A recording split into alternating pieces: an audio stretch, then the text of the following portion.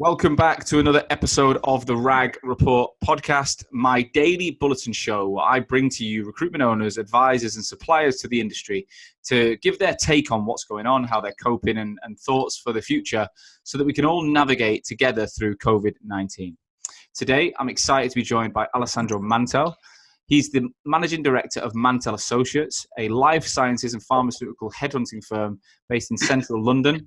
Someone I've known for about a year. We started talking about about a year ago, and he's what I'd call one of the youngest but most ambitious guys I've met who owns a recruitment agency, and I've been excited to hear what he's been up to during the lockdown. So, Alessandro, thanks for taking the time out, mate.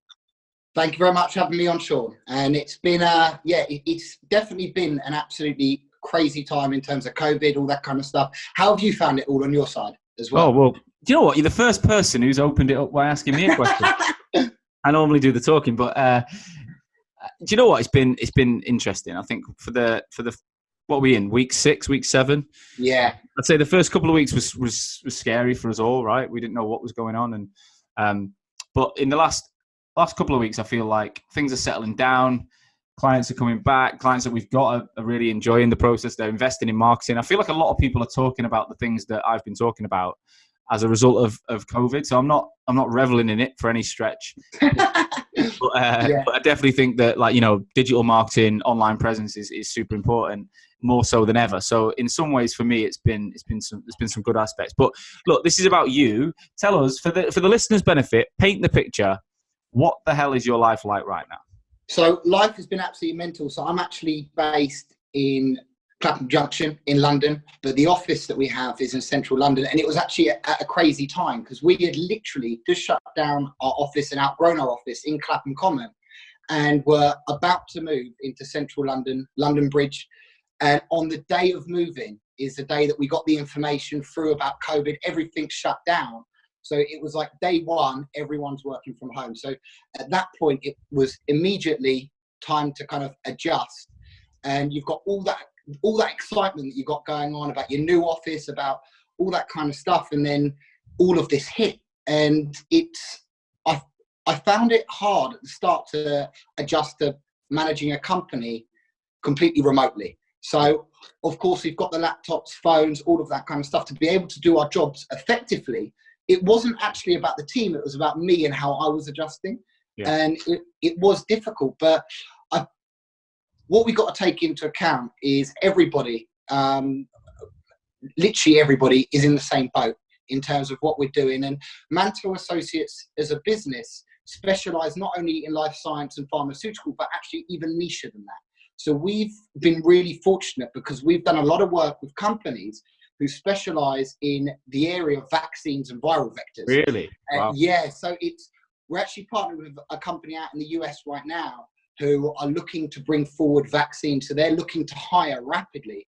And for the first couple of weeks, first 2 weeks, I spoke with the team directly and I said, look, we're going to be dropping like pretty much all targets. And to be going at you guys during a time like this is just completely unfair. I saw that some recruitment companies had set up like video cameras in their offices, filming their staff all day long. I was like, what on earth are you doing? And I felt if people are going to be in a state of probably more anxiety, more depression, which is going to be kicking in with spending all day indoors and not being around people, I felt that we try and go the other way. And actually, we've been really fortunate because the sector that we've been in has been more busy than ever before. So we've been growing and growing and growing in terms of the amount of vacancies that we got on, the amount of positions. So for us, it's been an exciting time. It's just been riding it out because so much of this job, you used to do it yourself and you've got a company now as well where you've got all your people in the office pretty much. Yeah. It depends so much on buzz, on atmosphere, on being around people. And as a leader in the company, you want to try and instigate the fun that the company is having, instigate the environment. So to do it remotely from WhatsApp or from Zoom, it isn't quite the same, but that's kind of my life. That's how we've dealt with. So tell us, what are you doing outside of work? Like, what's life like for you outside of work? Do you know, I've been awful with like fitness. I know a lot of people are using this time to keep fit, but I've been more investing in and it's interesting because you said at the start of this that for you guys, it's been a really good time because people are starting to pay attention more to online marketing or seeing the value in it. Yeah. And we've been using the downtime. I've been using the downtime to invest in different parts of the business. So in terms of different parts of the business, what I mean is like the operational part of the business, systems, software, marketing as well. So we just launched our first new podcast, which was done last week, where I interview a CEO from a pharmaceutical company, Dietrich Bruchmann, and we've been working on our whole marketing strategy around that and how we're going to get the name of the company out there, and spending time with family really as well, which has been nice. So yeah, that's probably about it. I'm just gutted there's no football. Yeah, it sounds like your brain is pretty much wired to think about Mantell Associates 99. I think you're like 1 minute a day you think about anything else, and then you just basically. You're like every time I've spoken to you, it's like a million miles an hour, business. I'm like, I don't think this guy. Yeah, he's faster than me. So tell everyone. I mean, for the listeners who don't know much about you guys, like, tell us. I mean, we have got you booked in to do a full rag episode, so I'm not going to do the whole story, but just give us an overview of who Mantell are, because you're only a couple of years old, right? What's the story? Yeah, spot on. So we set up in January last year, so January 2019. I previously worked for a recruitment organisation which was based in Hawley, and I worked there for just over 2 years. Became their top salesperson ever. And then at that point, I kind of decided that even though the business was brilliant, it wasn't the direction that I wanted to take it into. And I set up Mantell Associates in January, and we specialize basically in 2 core areas, which is preclinical, which is like the animal testing side, and then we have the CDMO side of our organization as well, which is where I was mentioning about the vaccines and all that kind of stuff. And we deal basically with senior and C-suite appointments. So we started off, it was actually crazy. So I moved from Hawley to Wallingham randomly, like out in the middle of Surrey, and set up. And on day one, you go from this huge office atmosphere where it must be like 60, 70 people at my last firm. And you set up on day one, and I walk into this office, the light doesn't work, you got damp in the corner, and I'm just thinking, holy crap, what have I done? And that is day one. And then you set up. What you're good at in this job for recruitment is helping people find new positions, helping clients. You're not good at all the operational stuff. It's all has to be self-learn.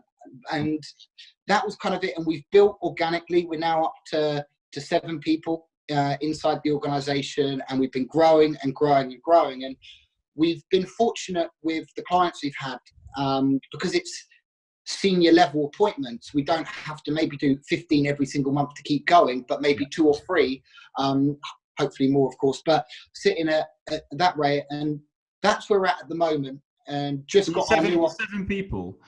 What level of experience have they got? So we've got one guy, our most experienced person, well, 2 most experienced will be 3.5 years experience, 3 years. And then the 2 guys who came in at the start have both been in recruitment for 2 years and 1 year. So team is really, really young.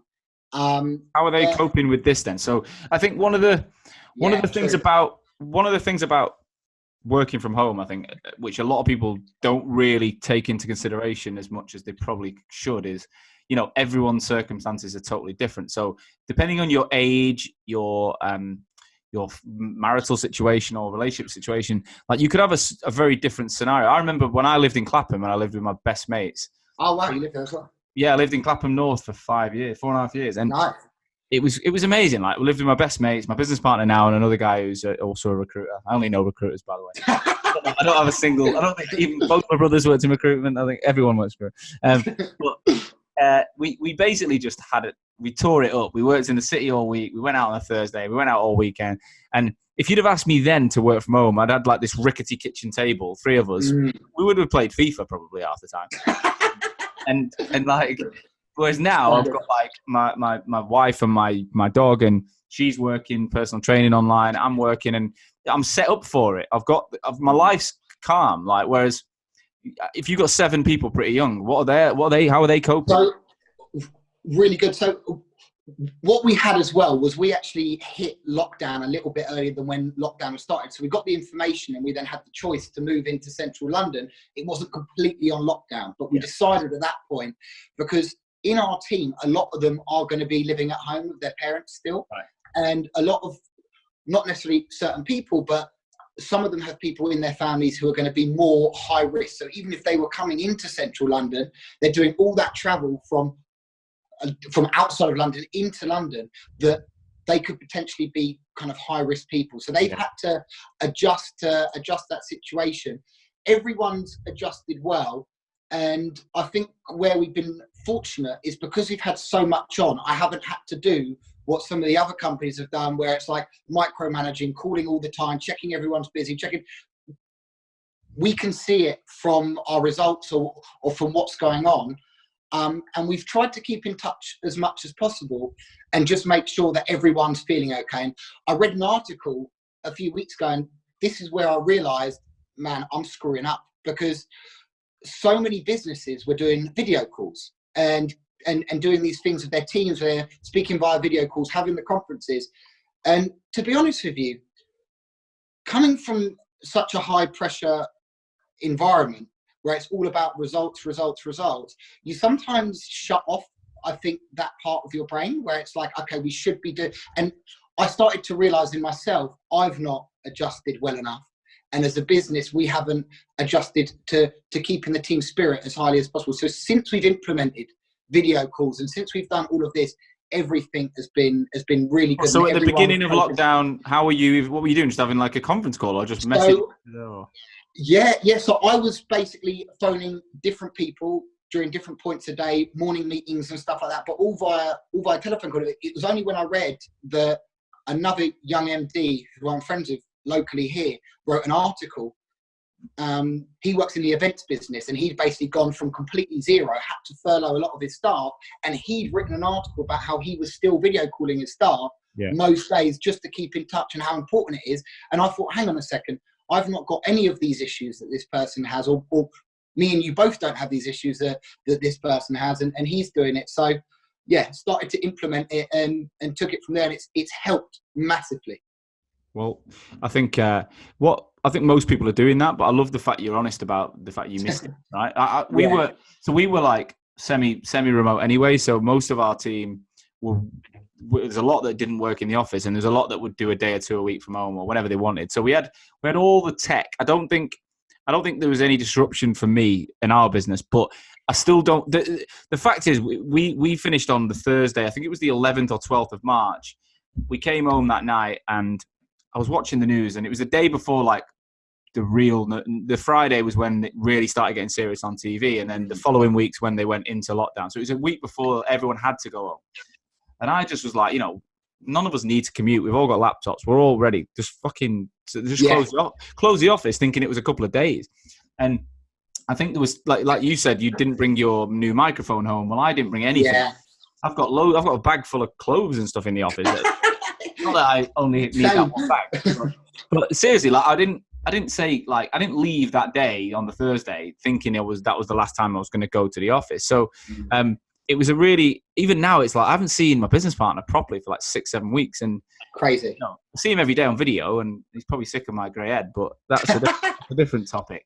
Something else I've noticed as well is doing the job that we do in recruitment is, of course, something that we've seen which has been detrimental has been actually the amount of the people applying for jobs now, not because they've been made redundant, not because they're unhappy, but because of how badly their companies have managed the COVID situation. Really? So staff within businesses who have turned around and said, look, the fact that they're still making us come into the office or are choosing different stances of micromanagement, this time period has exposed, I'd say, the old school type of businesses, that type of leadership which is led by maybe fear or more through micromanagement, exposes those types of organizations.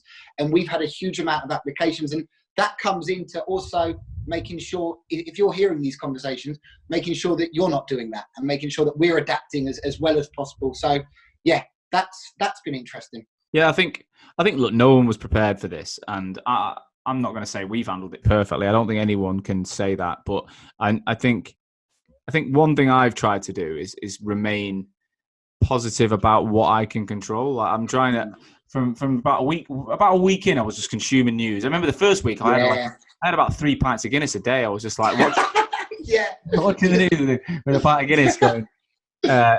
Literally, I was walking around getting a few cans on the way home, and I was like, I'm turning into an alcoholic here. Got to stop. I haven't drank since, and I'm feeling way more positive. But you've just got to think about what you can control. So where is your business now, and where do you see us as an industry now? Like, do you think we're gonna have a lot more of this? Do you think we're going to come out of lockdown? What's your opinion on what's going on? So I'm personally hoping. So speaking with companies in the vaccine space and also pharmaceutical businesses in general, what they estimate is the earliest point in time that a vaccine can come to market, as you might have read online, is like 9 months, and realistically, it's going to be 18 to 24 months until that point. I mean, a lot of businesses are going to hugely struggle. I can see us going back in terms of offices and smaller businesses being allowed back, from what I've read and what other countries are doing around June, July time, which is what I'm prepared for. And to be honest with you, I'm looking forward to it. Yeah. But it's going to have to change the way that we work, I feel, forever now. And having the success or seeing the success that not only we've had, but other businesses have had, adapting to it, all the success that you and Hoxo have had doing it this way, it shows you people don't need to be tied to a desk all day long to be able to do their job. So I hope that we come out as soon as possible. But more importantly than that is I hope that we come out of it stronger and smarter as an industry, and that we learn to adapt, and that people are working from home more often. Before this, for example, we brought in a policy from like last year that everyone can work from home 2 days a week. As a business, and now my stance is going to be, well, it should really be every single week, especially for the people who have been doing the job. We don't need people around them all the time. It should definitely be once a week, maybe twice a week, as they develop, as they grow, because it's not as needed. No. So yeah, that's my stance. I think it's the flexibility. You know, I think if you look at, like, I was starting to do 2 days a week before this, and I think that I found it quite hard to adjust, because I felt a bit guilty. Now I've gone into 5 days a week. There's so many things I love about being at home, but I don't like the fact that I can't choose if I want to go to work. So I think giving your team the option of choosing what days and how many days, let's say it's 1 to 2 days a week, but you say pick your days. I think people need a little bit of choice back. They don't. Then that's what was wrong with the 5 day in the office model. There was no fucking choice. You were deciding for adults how they would spend every single day, 5 days a week. And I think that people get fucking sick of it. In a world where we can watch TV on the time frame we want with all these streaming services. Like, remember growing up and you had to wait, well, what's on at 7 o'clock tonight? Imagine fucking saying that to your kids. I ain't got any kids.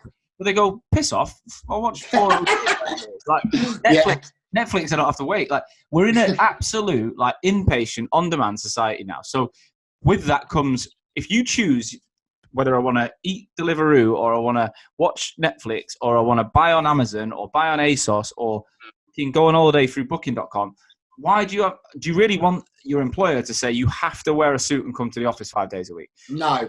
I reckon most people in our age frame are like, I don't know if they all want to go 5 days a week at home either, because it could be too much, but you want to know what you want choice, I think. Yeah, 100% agree.